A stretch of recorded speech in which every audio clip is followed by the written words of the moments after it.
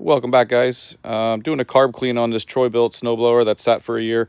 I just took the jet out and I'm cleaning. I took a look at that and that's actually kind of clear. But make sure you guys, when you're doing these, pull out the emulsion tube as well. This sits up inside the carburetor like this.